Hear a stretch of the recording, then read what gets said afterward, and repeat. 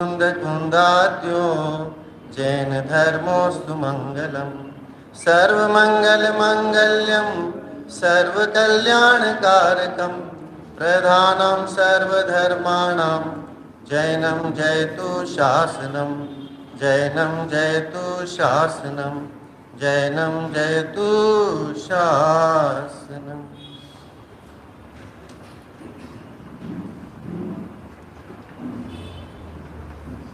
सर्वप्रथम तो ये मेरा सौभाग्य है कि इतनी प्रबुद्ध स्वाध्याय सभा में आज मुझे यहाँ पर जिनागम के माध्यम से आपके बीच कुछ चर्चा करने का अवसर मिला।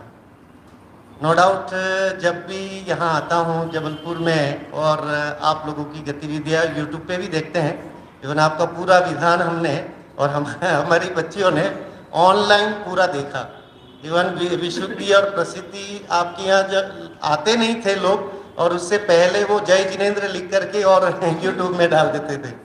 तो गतिविधियाँ जब हम यहाँ की देखते हैं तो वाकई बहुत ही अंदर में गर्व होता है कि इतनी प्रबुद्ध यहाँ की सभा है, यहाँ के विद्वानों का खजाना है एक तरह से जबलपुर। और प्रभावना जो है वो सच्ची प्रभावना, निर्वांछक प्रभावना जो है यहाँ से होती है, तो बड़ा ही आनंद होता है। सहज ही ऐसा संयोग बना था दुबई जाने का। कई लोगों ने दुबई जाने से पहले मेरे से कहीं कहा भी कि कहाँ भी जा रहे हो, किस देश में जा रहे हो, कुछ विचार तो करो, शास्त्री करने के बाद क्या करोगे और क्या ऐसी जो है लालच है जो वहाँ जा रहे हो। तो पहले मैंने देखा कि भी भारत में तो इतने सारे विद्वान हैं और विद्वानों की कोई कमी नहीं है, प्रचार की कोई कमी नहीं है, प्रभावना की कोई कमी नहीं है। लेकिन मुझे सहज अपॉर्चुनिटी मिली और मैंने वहाँ जाकर के देखा कि वहाँ भी 300-400 परिवार हैं जो वहाँ रहते हैं, लेकिन स्वाध्याय का या कोई ऐसा माहौल, जैन तत्व का कोई माहौल नहीं था। तो फिर मैंने जॉब तो मैंने साइड में रखा था, पहले ये देखा था वहाँ जा कर के कि भाई यहाँ अपॉर्चुनिटीज़ जो है वो प्रचार की संभावनाएँ ज़्यादा हैं। तो ये देख करके फिर हमने डिसाइड किया था कि चलो वहाँ भी जाते हैं और वहाँ प्रचार और प्रभावना की संभावनाएं बहुत हैं और कर सकते हैं वहाँ। और नो डाउट पिछले 7 साल में वहाँ पर रह करके ऐसा कोई एक कल्याणक नहीं है या ऐसी एक कोई तिथि या ऐसा कोई एक अवसर नहीं है जब वहाँ हमने हर्षोल्लास से, धूमधाम से नहीं मनाया हो। तो भावनाएं जब निर्वांछकता की और प्रचार की और प्रभावना की रहती हैं, तो यही हम सब ने गुरुदेव की वाणी से और यही सीखा है कि वक्ता या समझ लीजिए कि प्रभावक वह है जो निर्वांछक होकर के और जिन धर्म की सेवा करे।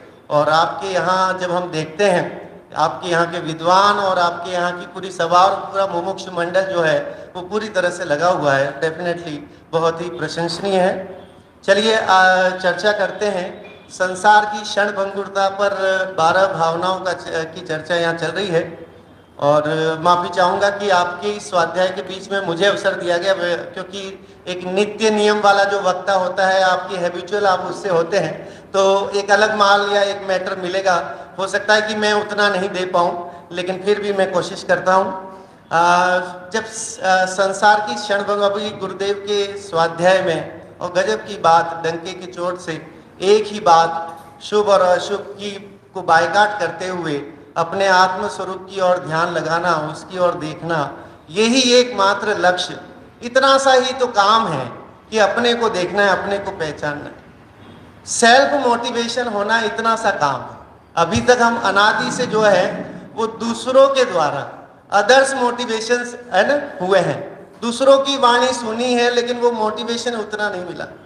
और गुरुदेव कह रहे हैं कि you have to follow the self motivation. आप अपने स्वरूप से प्रभावित कैसे होते हैं, स्वयं से स्वयं को प्रभावना करनी है, ना कि दूसरों को बोल करके, दूसरों को बता करके प्रभावना हो। तो यही बात अभी गुरुदेव की इस पूरे मैटर में और गजब का थोड़े से विषय में भी बहुत सारी बात, बहुत सारी जो है वो माल उन्होंने वहाँ पर दिया है। यहाँ बात चल रही है एकत्व अनुप्रेक्षा, आपका 74, यही है ना? हाँ, 74 गाथा है। गाथा पढ़ते हैं, शास्त्र के माध्यम से ही विषय को लेते हुए ही अपन चलते हैं। अब एकत्व अनुप्रेक्षा का स्वरूप चिंतन करते हैं। सबसे बड़ी बात, जब आत्मा की बात आती है तो चिंतवन की बात आती है। आत्मा को बिना चिंतवन के समझा नहीं जाता। समस्या ये है कि आत्मा को जानना है तो चिंतवन करना है। टोडरमल जी ने जब पंच परमेष्टि का स्वरूप मोक्ष मार्ग प्रकाशक में पंच परमेष्टि के स्वरूप में भी गजब की बातें लिखी हैं। उन्होंने वहां लिखा है कि अब अरहंतों के स्वरूप का विचार करते हैं, सिद्धों के स्वरूप को ध्याते हैं। कितनी गजब की बात है कि जब अरहंतों को देखने, उनके स्वरूप को देखना है तो आओ भाई बैठ करके विचार करो कि कैसा स्वरूप अपनी आत्मा, आत्मा का उत्कृष्ट अवस्था। अरहंत अवस्था मतलब आत्मा की उत्कृष्ट अवस्था। जब आपको आत्मा के उत्कृष्ट अवस्था की बात करनी है तो आओ बैठ के विचार करें। और आपको कैसा बनना है कि आपकी फोटोकॉपी दिख गई अब आपको, तो उसके जो उस और उत्कृष्ट अवस्था है वो है सिद्ध अवस्था। तो सिद्ध अवस्था का ध्यान करें। तो कितनी गजब की बात टोडरमल जी ने वहां पर लिखी है। चलिए गाथा पढ़ते हैं। इको जीवो जायति इको गभम गन्न दे देहम इको बाल जुवाणो इको बुढ़ो जरा गहियो उत्पन्न होता है अकेला गर्भ में तन को गहे बालक युवा भी हो अकेला अरु अकेला वृद्ध हो। एकत्व की बात जैन धर्म में वाकई जो है बड़ा स्वार्थी धर्म है और अकेला चलो एकला चलो वाली बात है। यहाँ साथ लेके चलने का काम नहीं है। और जब क्षणभंगुरता की बात करते हैं तो और जो जैन कवि नहीं है वो भी यहाँ तक तो पहुँच जाते हैं कि पानी केरा बुलबुला असमानस की जात और देखत ही छिप जाएगा जो तारा पर भात। अगर मनुष्य देह की उपलब्धता या मनुष्य देह कितना है, इस 70-80 साल का ये समय मिला है और वो 70-80 साल में हम क्या क्या नहीं करते हैं। और वो काउंटिंग लगाते हैं भी सोने में कितना निकल गया, व्यापार धंधे में कितना समय निकल गया और दूसरे राग द्वेष करने में कितना निकल गया, फिर बचा कितना है। तो देखा जाए तो बहुत ही कम समय ऐसा है कि जब हम कुछ अपना वो भी धर्म करने में आते हैं। गुरुदेव कह रहे हैं दया दान पूजा पाठ ये करके अपने आप को हम ये समझते हैं कि बड़े धर्मात्मा है, लेकिन गुरुदेव की वाणी जो सुने तो उसके लिए तो वो जीरो है कि दया दान आदि करके अगर तुम ये मान रहे हो कि मैंने बहुत बड़ा धर्म कर लिया तो अभी तो तुम्हारी गाड़ी शुरू ही नहीं हुई। तो आत्मा को जानने का अवसर कितना मिला, कितनी अपॉर्चुनिटीज हमें मिली कि मैं कौन हूँ, मेरा स्वरूप क्या है, इसके बारे में हम सोचते हैं, विचारते हैं, करते हैं। ये टाइम बहुत कम मिलता है। हम कई बार तो हमारा अब चूंकि टेक्नोलॉजी इतनी डेवलप हो गई है तो हम घरों में जो है वो प्रवचन लगा लेते हैं, सुन लेते हैं, तो हम अपने आप को समझते हैं कि हम बहुत धर्मात्मा हैं कि हमारे घर में तो साहब डेली प्रवचन चलता है ना, पूरा यूट्यूब क्या कहते हैं ब्लूटूथ चलता ही रहता है, तो हम तो बड़े धर्मात्मा हैं। तो बल्कि और अभिनय करके पाप कमाता है, राग द्वेष करके। और उस तरह से धर्म होता कैसे है, क्योंकि नाम चिंतवन लिखा, 12 भावना अनुप्रेक्षा मतलब चिंतवन। कभी विचार किया है इस बात का कि सिर्फ सुनने सुनने से ही आनंद ले लिया है ना। कहीं वो तो एक उसे अगर हम कहें तो व्यसन हो गया है वो कि भाई हम सुने, बस सुनना है इसलिए सुन रहे हैं, लेकिन चिंतवन के लेवल तक नहीं पहुंचता है, अनुभूति के लेवल तक नहीं पहुंचता है, तो वो बात नहीं बनती है। अब देखिए हमारे पंच परमेष्टि जो है वो बड़े एक्सपीरियंस थे, अनुभवी थे। प्रेमचंद जी हुए हैं हिंदी के कथा सम्राट, उपन्यास सम्राट भी बोलते हैं उनको। तो प्रेमचंद जी ने एक कहानी लिखी जिसका नाम है बड़े भाई साहब। बड़े भाई साहब मजेदार कहानियां हैं और उस कहानी में उन्होंने गजब की बात लिखी। मैं वो बात आपके साथ शेयर करना चाहता हूँ। उन्होंने वहाँ लिखा 2 भाई थे और बड़ा भाई जो है वो पढ़ने में इतना अच्छा नहीं था, मतलब बहुत मेहनत करता था, पुरुषार्थ करता था, लेकिन पास ही नहीं होता था। एक कक्षा में 2-2 बार 3-3 साल फेल हो जाता था। और छोटा भाई था वो बड़ा बदमाश था, वो अपना पूरा दिन जो है वो खेलने में ही व्यस्त करता था, कभी पढ़ाई पे ध्यान नहीं देता था, लेकिन था बड़ा तीक्ष्ण बुद्धि, था बड़ा चतुर। तो कक्षा में जो पढ़ाया जाता था अपना वहीं पर कंसंट्रेट करके और 10 मिनट में 15 मिनट में जो भी है वो पढ़ लेता था और अपना काम हो जाता था और क्लास में टॉप करता था हर बार। तो वहाँ वो प्रेमचंद जी जो है उस बड़े भाई के थ्रू जो है वो छोटे भाई से ये कहलवाते हैं, कहते हैं कि मैं अपने माता पिता का सम्मान क्यों करता हूँ या मैं अपने गुरुओं का सम्मान क्यों करता हूँ, because they have much experience to rather than me. कह रहे कि वो मुझसे ज्यादा अनुभवी हैं, मैं इसलिए उनका सम्मान करता हूँ। ऐसे ही हम पंच परमेष्ठी का सम्मान क्यों करते हैं, क्योंकि वे हमसे ज्यादा अनुभवी हैं, इसलिए हम उनका सम्मान करते हैं, क्योंकि उन्होंने आत्मा को देखा है, क्योंकि उन्होंने शुभ अशुभ से रहित होकर के शुद्ध आत्मा को, शुद्ध भाव को, स्वरूप अपनी आत्मा का अनुभव किया है।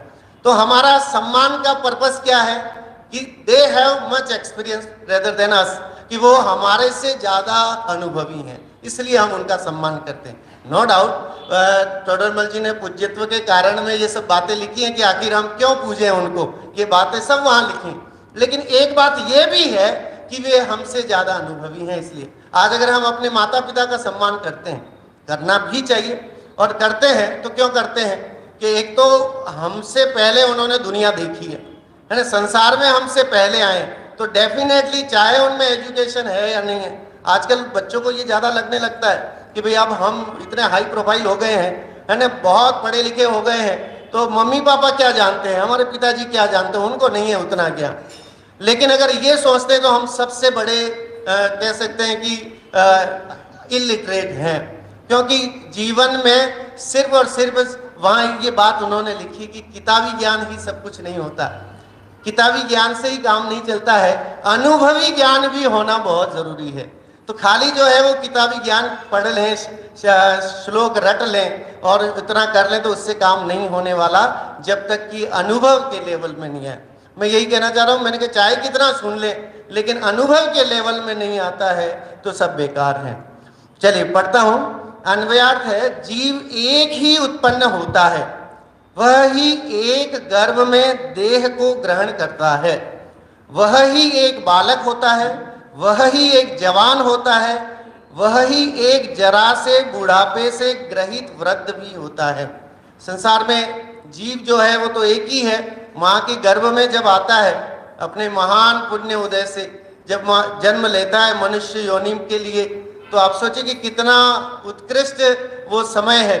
और फिर मनुष्य बनने के बाद अगर आप 70-80 साल जी लेते हैं तो अब आप सोचिए कि और कितने महान भाग्यशाली आप हैं, है ना, कि इतना समय आपको जो है यहाँ मिलता है। नहीं तो मनुष्य देह की क्षणभंगुरता की जब बात करते तो किसी का कोई ठिकाना नहीं है कि कब किसकी आयु चली जानी है, ये तो कोई नहीं जानता है सिर्फ जिनेंद्र के सिवाय।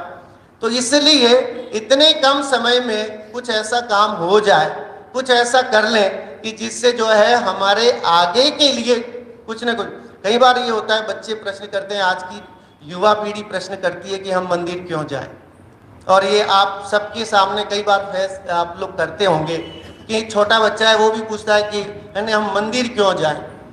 एक बार ऐसे ही हुआ, दुबई में मेरे से जो है एक धनपति के बेटे ने मेरे से पूछा, जब उन्होंने मुझे खाने पे बुलाया, तो बेटा कभी मंदिर जाता नहीं है, स्वाध्याय में आता नहीं है, और खाने पे बुलाया तो ऑब्वियसली फिर वही पंडित जी आए हैं तो बैठना साथ में, तो बैठा तो मेरे से डायरेक्ट तो उसने प्रश्न किया कि पंडित जी मैं मंदिर क्यों जाऊं, मेरे घर में जो है मर्सिडीज कारें हैं, बंगला है, बिजनेस है, सब कुछ तो है, फिर मैं मंदिर क्यों जाऊं। मैंने उससे कहा कि बेटा तुम मंदिर इसलिए जा क्योंकि तू देखे कि तू कौन है, ये जानने के लिए मंदिर जा। वहां पर दर्पण रखा हुआ है, मिरर रखा हुआ है मंदिर में, उस मंदिर में जाओगे तो आप अपने स्वरूप को देख पाओगे, इसलिए आप जाना है मंदिर, और किसी लिए नहीं जाना बेटा। आप जाओ और अपने स्वरूप को देख के आ जाओ, आप नहीं जाओगे तो कभी अपने स्वरूप को देख ही नहीं पाओगे। तो हमारी प्रतिमाएं तो ये बार बार झकझोरती है हमें कि तेरा स्वरूप यह है, प्रतिबिंब की तरह है। हम बोलते हैं ना प्रतिमा को, है ना, प्रतिमा कैसी है कि प्रतिबिंब है, वो झलकाने वाली है, अपने स्वरूप को बताने वाली है, क्षणभंगुरता को बताने वाली है कि मनुष्य भाव में रह करके, या समझ लीजिए कि यहीं तक की यात्रा नहीं है, बल्कि ये यात्रा और भी नर से नारायण बनने वाली यात्रा है। ये बात समझने के लिए मंदिर जाओ। मैंने कहा क्यों जाओ मंदिर तुम, उससे बात थोड़ी समझ में आई फिर बाद में, और उन्होंने कहा कि हाँ मैं जो है आपकी स्वाध्याय में भी जुड़ूंगा। उसके बाद जुड़ा भी वो, और चल रहा है काम उसका। तो यही है कि बहुत सारी चीज़ें हैं जो समझने के लिए आप लोग हम सब जब बड़े लोग जो हैं वो क्रिया करते हैं तो डेफिनेटली बच्चे सहज ही वो सारी चीज़ें सीख जाते हैं। मुझे एक बात और ये कहनी है, जब अभी मामा जी बोल रहे थे कि भाई टीवी नहीं है, और मेरा ये अनुभव कहता है कि घर में जब टीवी नहीं होती है तो वो क्रिएशन और बढ़ता है और उसका उपयोग बहुत होता है। घर में कंपनी की ओर से सब कुछ मिला हुआ था, मैंने कंपनी वालों को बोला भाई आप टीवी अपने घर ले जाओ वापस, हमें टीवी की जरूरत नहीं है। और पिछले 5-6 साल में वहां रह करके उन बच्चियों ने कम से कम 250 यूट्यूब के जैन धर्म के विषयों से संबंधित जो है वो वीडियो बनाए और वे स्वयं ही एडिट करती हैं, स्वयं ही उसका वो करती हैं, टेलीकास्ट करती हैं। तो इस काम में लगाया हमने, तो उससे उनका जो है ज्ञान तो बढ़ा ही, कॉन्फिडेंस बढ़ा ही। क्यों ना हम अपने बच्चों को इसी तरह की कुछ गतिविधियों में उनको इन्वॉल्व करें कि जिससे जो है कहने की जरूरत नहीं पड़े कि मेरा बच्चा कुछ नहीं करता। आजकल समस्या ये है कि बच्चों के हायर एजुकेशन को लेकर के हर माँ बाप परेशान है। हायर एजुकेशन, मेरी बेटी कहाँ जाएगी, कॉलेज में जाएगी तो कहाँ जाएगी कि साहब वो सारे ऐसे लड़कों के साथ भी उसको पढ़ना पड़ेगा, ऐसी सिचुएशन में पढ़ना पड़ेगा जो कि वो नहीं चाहती वो वहाँ सीखेगी। और आजकल दुनिया में जब इंटरनेट की ऐसी समझ लीजिए कि उपलब्धता हो गई है तो वहाँ कोई चीज़ बाकी बची ही नहीं है।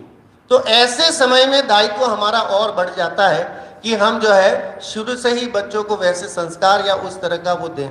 और बहुत अच्छा उपक्रम आपके यहाँ समझ लीजिए कि मुमुक्षु समाज की ओर से इतना बड़ा जिनालय बनने का, भव्य जिनालय बनने की जो परियोजना है, और वो परियोजना मैंने कल मामा जी लेके गए थे, दिखाया तो बड़ा आनंद हुआ कि इतना दिव्य अगर यहाँ पर ऐसा जिनालय बनेगा जो सदियों तक जो आगे आने वाली जनरेशन है वो उस जिन मंदिर को देख करके उससे जो है वो लाभ लेती रहेगी। साक्षात तीर्थंकरों से जितनी प्रभावना नहीं होती है, कहा जाता है कि उतनी जिनालय से और जिन प्रतिमा से जो है वो प्रभावना अनवरत होती रहती है। तो अवश्य ही एक ऐसा उपक्रम जो आप यहाँ पर आपने बीड़ा उठाया है तो वो फलीभूत हो। वो सपना में तो देख रहा हूँ कि इतना बढ़िया भव्य जिन मंदिर अच्छा सा बने और सारी जितनी भी यहाँ के समाज है वो उस मंदिर को देखने के लिए आए। वहाँ लोग आए अगर जबलपुर में तो ये कहें कि साहब वो मंदिर नहीं देखा तो क्या देखा, है ना, वहाँ नहीं गए और दर्शन लाभ नहीं किया तो क्या किया। ऐसी भावना जो है वो संजोएं। और नो डाउट आप लोग इतना काम कर रहे हैं और इतने डिवोटी हैं जैन धर्म की प्रभावना को लेकर के, तो काम तो सब फलीभूत होगा ही होगा। बहुत ही उत्कृष्ट ये समझ लीजिए कि आपका प्रयास है जो कि फलीभूत होने वाला है। चलिए विषय भावार्थ लेते हैं। निज एकत्व, समय मुझे बता दें नहीं तो ऐसा नहीं हो कि समय का 9:45 है, ठीक है। निज एकत्व निश्चय स्वपद को भूलकर एक ही जीव इस नाना पर्यायों को धारण करता है। पर्याय तो परिवर्तनशील है और अनेक पर्यायों को धारण किया है, पंच परावर्तन किए हैं। कोई पर्याय, ये श्रद्धा तो हो अंदर कि भाई हम जो है हमारी यात्रा अनादिकाल से चली आ रही है, ये अंदर में दृढ़ श्रद्धा है कि अनादिकाल से हम छलाए जा रहे हैं और अगर अभी भी नहीं चेते तो आगे भी छल जो है वो इस छलाए जाएंगे। तो ये बात जो है वो 12 भावनाओं का चिंतन से हमारे अंदर आती है कि हम ये सोचें, ये बार बार चिंतन करें। सुबह उठें तो पहले ये सोचें कि भाई हमारे उठने के पहले कितने लोग तो सो गए, कितने लोग जो है परमानेंट सो गए। अगर आप उठे हैं तो मतलब यू आर द वीआईपी।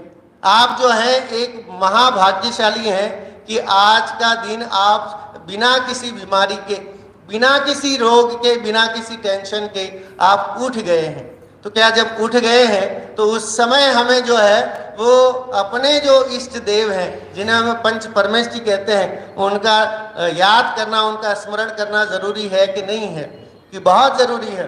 अब देखिए, कस्तूरी कुंडली बसे मृग ढूंढे बन माही, और ऐसे घटी घटी राम है दुनिया देखे नाही। कह रहे कि ये अनादि, हम कहते चाहे कितने स्वाध्याय क्यों नहीं हो, कहीं न कहीं ये बात तो अंदर में बैठी हुई है।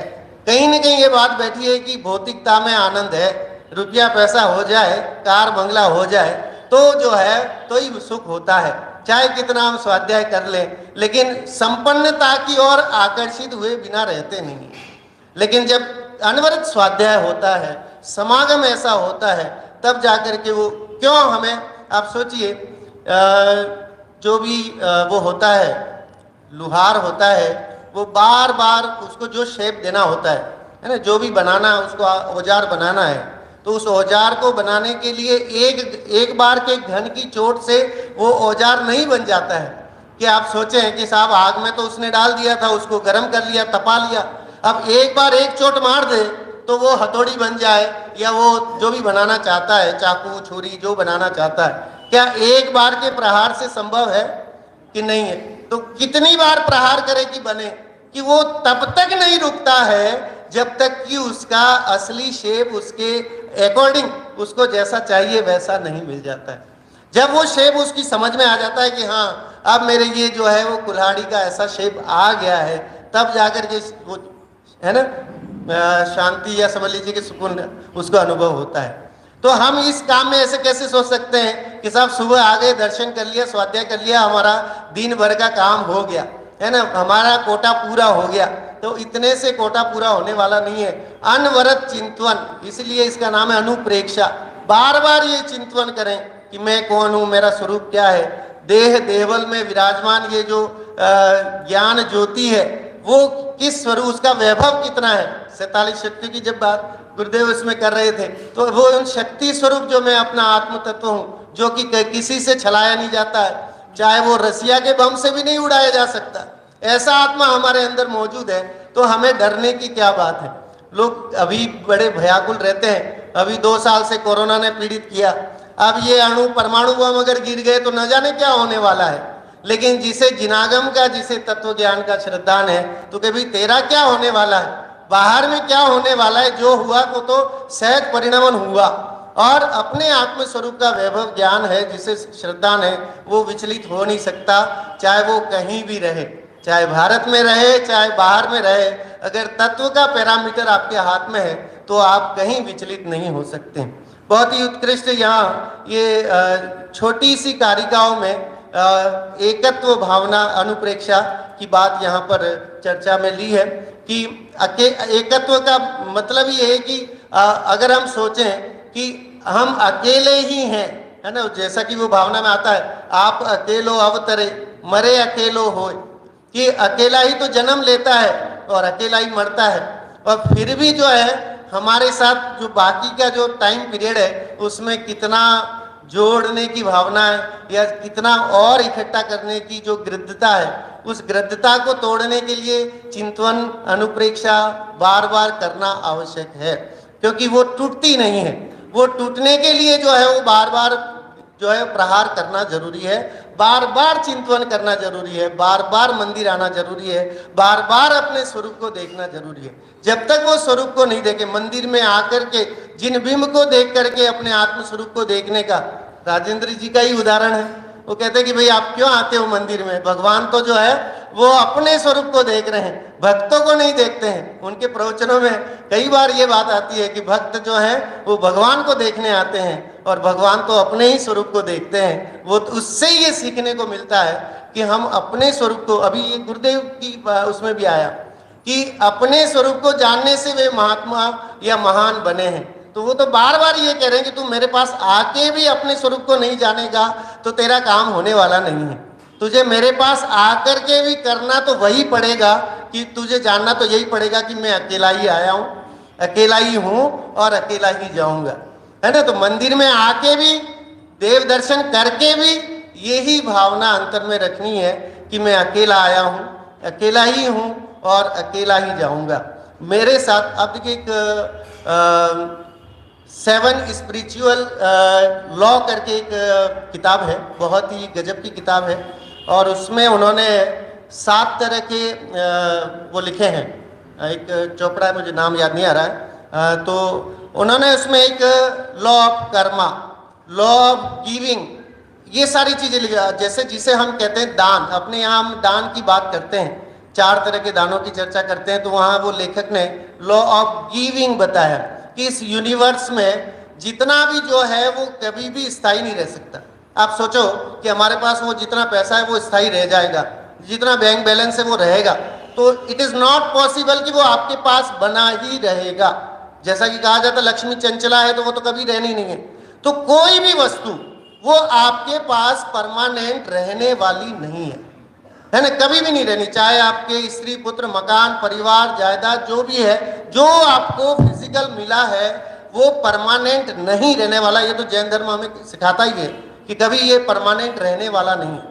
तो वो क्या कहता है फिर कि जब परमानेंट आपके पास नहीं रहने वाला है, वो मूवमेंट करने वाला, वो जितने भी परमाणु हैं जो आपके पुण्य के संयोग से नौकर्म रूप से आपके साथ संयोग उनका बन गया है, तो वो कुछ समय के लिए काल पीरियड के लिए आपके साथ जुड़े हैं, फिर डेफिनेटली वो अपने कर्म परमाणु कहीं और जाएंगे, फिर बदलेंगे। इस तरह से ये काम चलता रहेगा। जब आपको ये पता है कि ये तो चक्र है जो इस तरह से चल रहा है, तो ये इकट्ठा करके जोड़ने की दानत क्यों रखते हो? क्योंकि वो कह रहे कि उसको दो, जो आया है उसको निकालो, और फिर अपने आप वो जब तक मूवमेंट नहीं होगा तो वो सड़ जाएगा, खराब हो जाएगा। जैसे पानी का उदाहरण देते हैं कि पानी जब इकट्ठा हो जाता है, तालाब होता है, तो तालाब का पानी जो है गंदा हो जाता है, और बहता पानी जो है वो अमृत होता है। तो अगर ऐसे ही है कि ये जितनी वस्तुएं उनके प्रति अपना राग नहीं रहे, उसको समय से छोड़ते रहे, आगे बढ़ाते रहे, डिलीवर करते रहे, तो क्या होता है कि सहज ही उसके प्रति राग घटता जाता है, छूटता जाता है। प्राचीन समय में राजा महाराजे लोग जो है, अब तो हमारी इतनी भावनाएं नहीं होते हैं, अब तो हम जो है बड़े समझ लीजिए कि निष्ठुर से हो गए हैं। लेकिन पहले की जो हम पुराणों में जो कथाएं सुनते हैं, तो उसमें जो है वो राजा जैसे ही अपना समय होता था और तुरंत ही साहब पुत्र को पकड़ाया ये सारा और निकल गए वन जंगल के लिए कि अब नाउ ये रेस्पॉन्सिबिलिटी अब संभालो, हमने कर लिया जितना था और अपना आगे का रास्ता लिया। तो ये चीज हमारे अंदर में भी डेवलप करनी चाहिए कि जो चीज आई है पुण्य के संयोग से, उसको संचित करके रखने की भावना नहीं रख करके उसको जो है वो डिलीवर करने की कोशिश करें, उसको ट्रांसफर करने की कोशिश करें। जो जो चीज है, सिर्फ धन की बात नहीं कर रहे हैं, ज्ञान की भी बात है कि ज्ञान भी अगर उत्कृष्ट है तो you have to deliver to others. अगर आप दूसरों को डिलीवर नहीं करेंगे तो ज्ञान भी जो है वो सिमट जाता है। आप देखिए, अपूर्व कोपि कोशोयम विद्यते तव भारती व्यय तो वृद्धि आयाति क्षयम आयाति संचयात। संस्कृत में आप इतने बड़े बड़े विद्वान हुए, लिखा है कि अगर ज्ञान के खजाने को भी अगर नहीं बांटोगे तो वो भी अपूर्व है कोपि कोशोयम। कहते कि ये ज्ञान का खजाना अद्भुत है, अपूर्व है ना। अपूर्व कह अपि कोशः अयम विद्यते तव भारती। हे भारती, हे ज्ञान की सरस्वती, ये जो खजाना है तुम्हारा ज्ञान का, ये अद्भुत है, अनोखा है, अपूर्व है। और व्यय तो वृद्धि में आयाति, जितना खर्च करोगे उतना ज्ञान और बढ़ेगा। और क्षयम आयाति संचयात, और इकट्ठा करके साहब मैं तो कहीं नहीं जाऊं, मैं तो किसी को नहीं बताऊं, मैंने तो है ना ये पढ़ लिया तो बस मैं अपने आनंद के लिए। कई बार हम लोग ऐसे हो जाते हैं कुछ सामाजिक गतिविधियों के कारण या कुछ और उसके कारण कि हम बड़े रूड हो जाते हैं, कहते हैं मैं तो अपना ही कल्याण करूंगा साहब और किसी का नहीं। जब आप समझ लीजिए कि आपने ज्ञान अर्जित किया है, आपके पास वो ज्ञान है, आपके पास वो इतनी क्षमता है, तो you have to deliver to others. ये आपकी रेस्पॉन्सिबिलिटी बन जाती है कि आप उसको डिलीवर करें, क्योंकि व्यक्ति सेल्फ मोटिवेट होना पंचम काल में और अभी वर्तमान काल में बड़ा मुश्किल है। दूसरे लोगों से जल्दी मोटिवेट होते हैं, हम लोग दूसरों को देख के ज्यादा मोटिवेट होते हैं। आप पंच परमेष्ठी को देख के जो मोटिवेट होते हो, डेली सुबह आते हो तो किससे मोटिवेट होने आते हो कि साहब हम मंदिर जाएंगे। क्यों जाते हो? क्योंकि यहाँ इतनी अच्छी मनोरम प्रतिमाएं देख करके, चाहे वो पीतल वाली अष्टधातु वाली प्रतिमाएं हो चाहे बड़ी प्रतिमाएं हो, उनको देख करके मोटिवेट होते हैं कि हमें ये लगता है कि हम जैन धर्म है, हम जैन हैं, तो हमें अभिमान अंदर में आए। तो ये मोटिवेशन के कारण ही तो आते हो, और किस लिए आते हो? और तो ऐसा है नहीं कि भाई उनको दिखाना है, हाँ भाई सब जो है वो ट्रस्टी हैं, उन्होंने आज देखा नहीं, वो देख लेंगे तो हाँ भाई मंदिर आ रहे हैं बराबर। इसके लिए तो हमारा उद्देश्य है ना कि इसके लिए आते हैं कि हम दिखाने के लिए आए कि भाई हाँ देख लें, हमें सब अटेंडेंस हमारी हो गई आज। हमारा उद्देश्य एकमात्र यह है कि हम अपने सेल्फ मोटिवेट होने के लिए आते हैं, लेकिन वो सेल्फ मोटिवेट नहीं हो पाते हैं। तो हम क्या करते हैं, विद्वानों के समागम में स्वाध्याय के माध्यम से जो है वो सेल्फ मोटिवेट होने का एक तरीका ढूंढते हैं कि हमें यहाँ पर राजेंद्र जी पंडित जी कुछ सिखाएं, तो हम सीखते हैं, समझते हैं, प्रभावित होते हैं। ऐसे कोई भी श्रेयांश भैया है, श्रेणिक भैया हैं, आपके यहाँ तो वाकई जो है विद्वानों का खजाना है। तो डेफिनेटली आप लोगों का तो महा सातिशय पुण्य उदय है कि जिसके कारण इस तरह की प्रभावना और बनी रहती है। तो इसलिए सेल्फ मोटिवेट होना नहीं छोड़ें। जीवन में अगर कुछ भी है, लेकिन अपने आप को मोटिवेट करके रखिए कि भाई मैं जैन हूँ, ये बार बार अंदर में ये बात आए, मैं मुमुक्षु में एक पर्टिकुलर उस चीज में न रह करके, और ये सोचे कि अगर हमारे पास कुछ ज्ञान है, हमसे कुछ लोग मोटिवेट होते हैं, तो ये हमारा दायित्व है, क्यों ना हम इस जिनवाणी का रसपान जो है हर एक को कराएं। मैं जहाँ स्वाध्याय करता हूँ वहाँ कोई मुमुक्षु नहीं है, लेकिन फिर भी जो है वो मेरी कक्षाओं में और उसमें लोग आते हैं, सुनते हैं, उन्हें अच्छा लगता है कि हाँ भाई मैं कुछ जो है मैं अपनी योग्यता के हिसाब से जितना मुझे ज्ञान है मैं उतना उनको मोटिवेट कर पाता हूँ, तो मुझे अच्छा लगता है। मैं उसी में खुश हो जाता हूँ कि लोग मेरे से मोटिवेट हो रहे हैं। तो मैं जितना ज्ञान मुझे है, तो कम से कम उन्हें ये लगता तो है कि हाँ भाई वो इंतजार करते हैं कि सैटरडे की मोक्ष मार्ग की क्लास के लिए जो है जूम लिंक ये है। कई बार फोन करके पूछते हैं कि कौन सी लिंक है, क्या है, कोई चेंज तो नहीं है। तो समझ में आता है कि मोटिवेशन चल रहा है, उनको कुछ समझ में आ रहा है, वे चाहते हैं, सुनना चाहते हैं।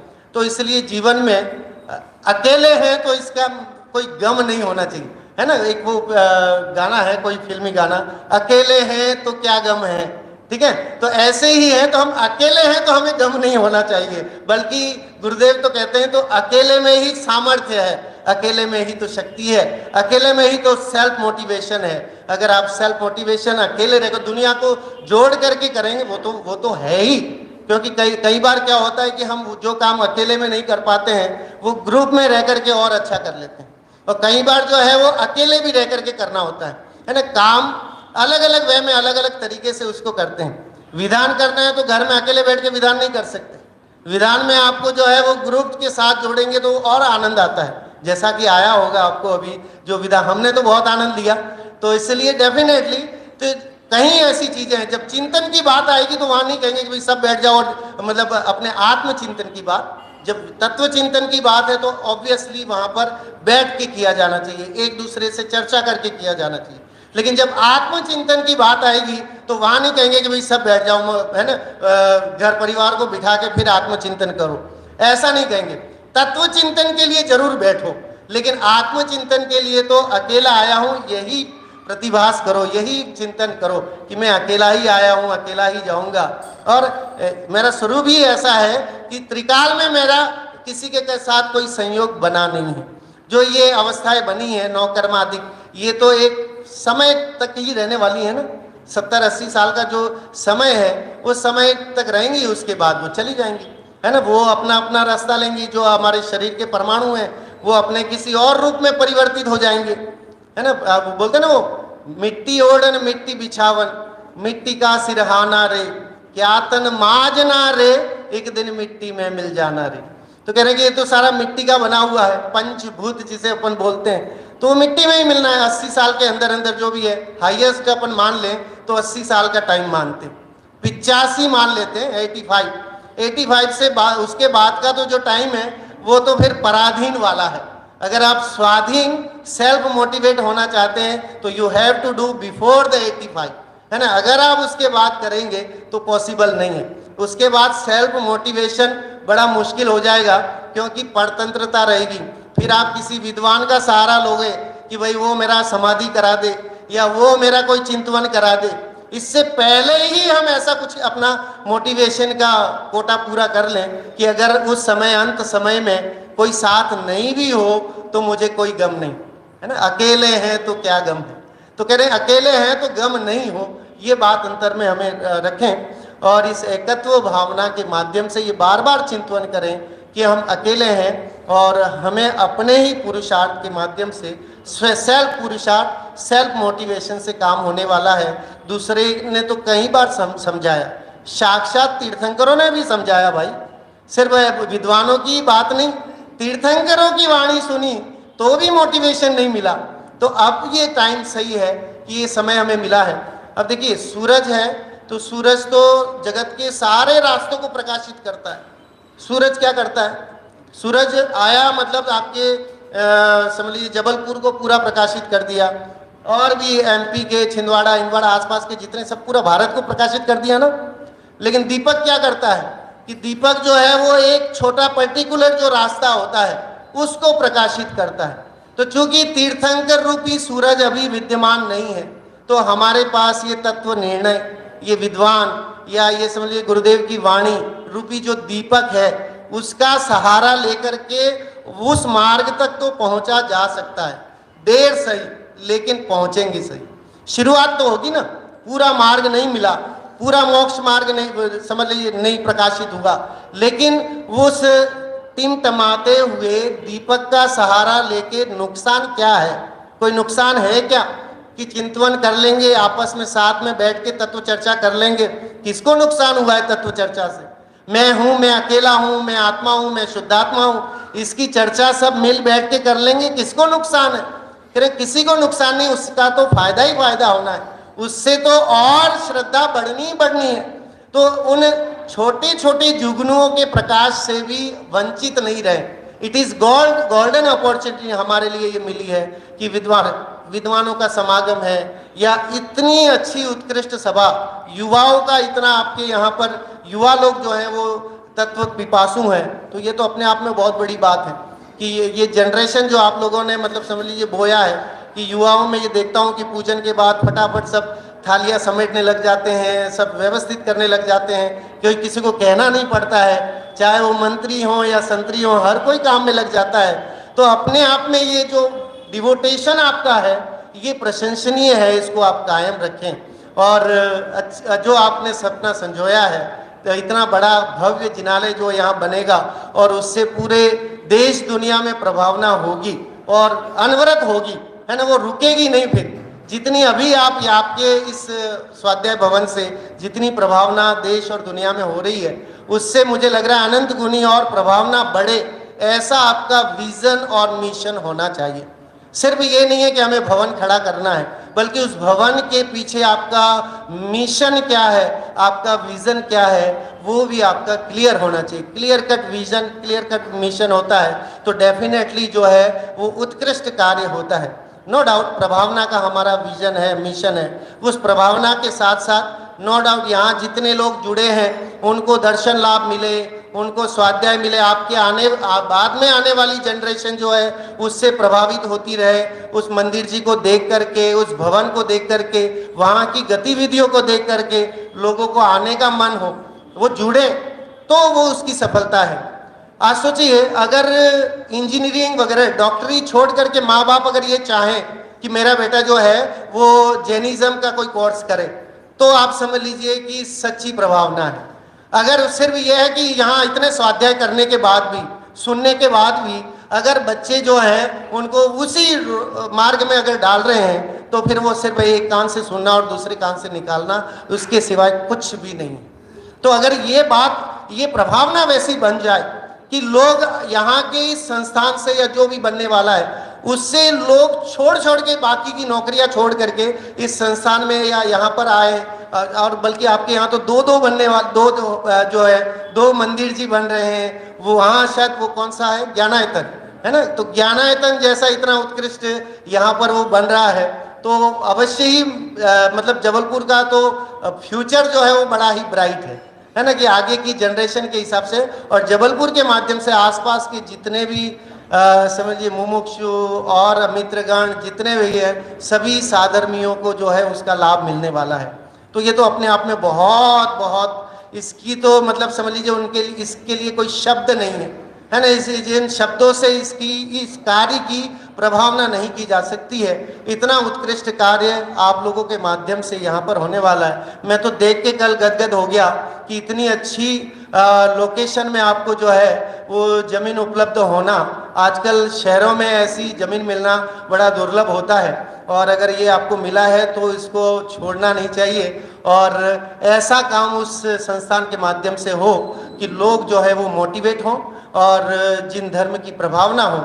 मैं एक बात कह कर के बस विराम लेना चाहूँगा कि नो डाउट अगर आपने सुना हो तो इस्कॉन करके एक वो चलता है यहाँ पर, और भारत में उसके कम से कम 1500 से ऊपर के संस्थान हैं और एक ही नाम से चलता है। ये वो संस्थान का चाहे पूरे भारत में हो तो आपको उसी नाम से मिलेगा।